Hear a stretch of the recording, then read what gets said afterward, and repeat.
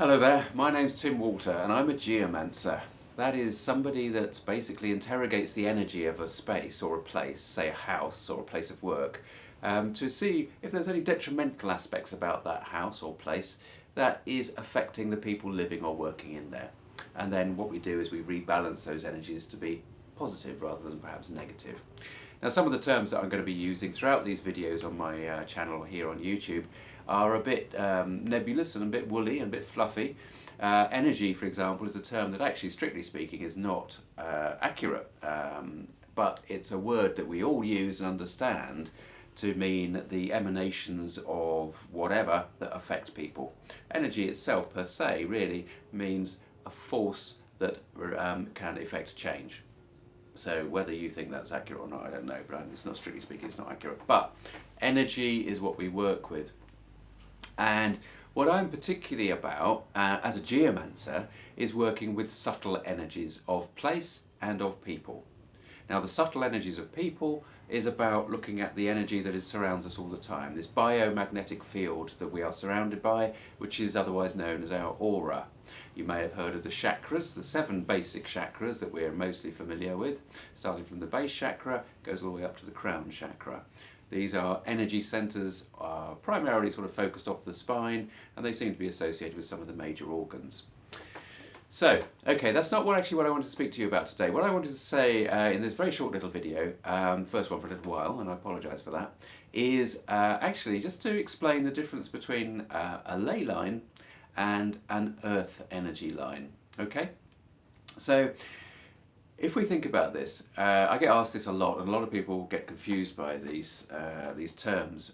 Way back in the 80s, my mentor, Hamish Miller, he basically found the Michael and Mary lines, the earth energy lines that follow the Michael alignment across the south of England, from Marazion in Cornwall through to leave the coast over at Norfolk or Suffolk. Okay, now what Hamish and Paul Broadhurst, his colleague who did this exercise over something like 10 years in the 80s, what they found was that there were these 2 weaving energy lines that followed the straight alignment. The weaving energy lines basically crossed at what are some significant sacred sites. Now, significant in terms of places like Avebury, which is one of the most significant sites in Europe, and Glastonbury. There are various other points as well, but these were the 2 sort of significant ones that Hamish got really, really excited about. Now, Hamish is no longer with us, God bless him, but the reason that this was significant was that he was one of the first, not the first, because there were people before him, but he was one of the first to actually make popular the idea that there is this earth energy that weaves across the landscape. It's part of what being on this planet actually is about.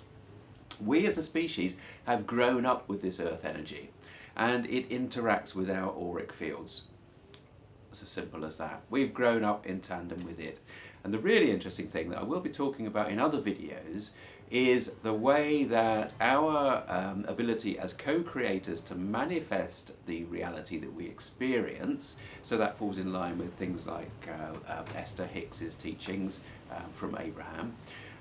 This is all, you can actually see the mechanism of that working in the way that earth energy reacts to the human physiology and the human mind. And we get into some quite interesting philosophical areas and spiritual areas by looking at this stuff. And the mechanism for us to be able to see this is using dowsing. Okay, so that's using a bent L rod or a pendulum. And again, I'll be talking about dowsing a little later in some of these other videos that I will be putting up online.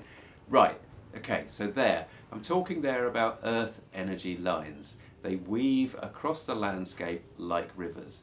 They can be massive, they can be small. Basically, this is the introduction to earth energy, okay? This is the concept of it. They can be tiny, like tributaries, tiny, tiny things, or they can be massive. And a way to think about them is, yes, directly sort of relate the energy of the earth to the energy system of that acupuncturists use, so the energy system of the human body, energy meridians in the human body, or you can think about energy lines being like the blood supply within a human person, because the differences are that within the body you have massive arteries and veins, so the big flows, but also the blood flow goes right down to tiny, tiny capillaries where they're just kind of oozing, it's just kind of distributing gently into little places that it needs to get to. And that's what you get in earth energy too. So you can be anywhere and there is earth energy, okay? So earth energy is part of the fundamental structure of what we live in. That's that, okay? Now, ley lines are completely different. If you take out an Ordnance Survey map and you look for churches, for example, okay, let's go try to think about the proper term that Alfred Watkins, the guy that kind of discovered ley lines, introduced. Now, what he said was that ley lines are a straight line, he used to call it the old straight track, that would connect specific points within a certain distance. Now I think it was something like within 5 miles or 10 miles, I can't remember. There had to be a certain number of specific points of sites. Now those could be ponds, they could be small lakes, they could be clumps of Scots pines, they could be churches, they could be ancient sacred sites. And those are obviously the more significant and more obvious ones. But Alfred Watkins was quite flexible actually in the definitions of what he would pop on his lines. So if you look at a map, you can plot straight lines across a map picking up those points, okay? And that is a ley line. It's straight. An earth energy line coming through your house is not straight, it's weaving. Very different. A ley line is a conceptual line. Okay? Now, there may be some out there, some dowsers out there, that actually disagree with that definition. And if that's the case, then I apologise. But that, to me, is the intrinsic difference. Okay? Now, the ley lines actually have an energy. There is an energy associated with them, but it's not earth energy. It's more like an intention, a line of intent.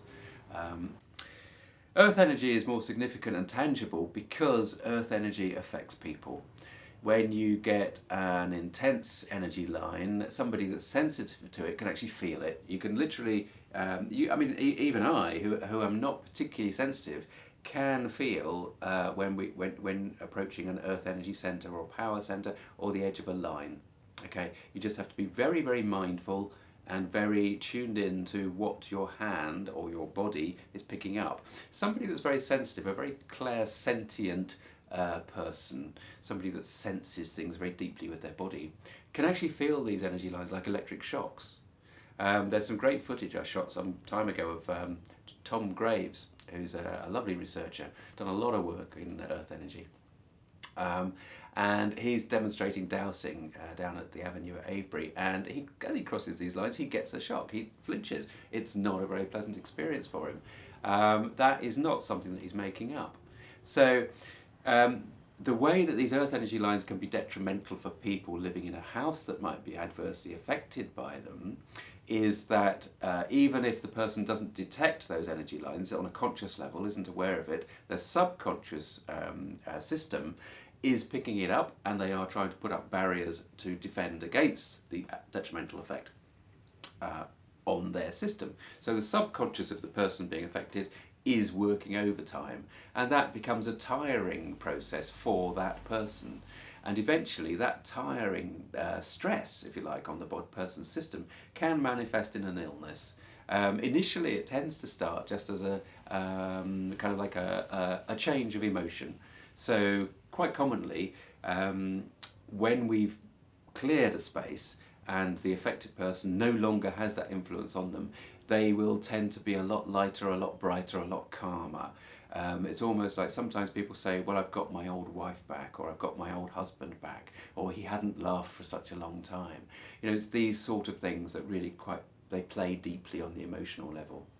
So the two differences: earth energy can affect us very deeply if we're susceptible to it, and it weaves across the landscape in a river, or is a little tributary just trickling through.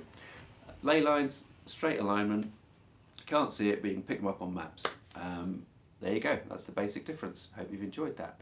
The next talk we'll talk about a little bit more about what that earth energy is and how it can affect you, and some good stuff about it too. So look forward to seeing you then.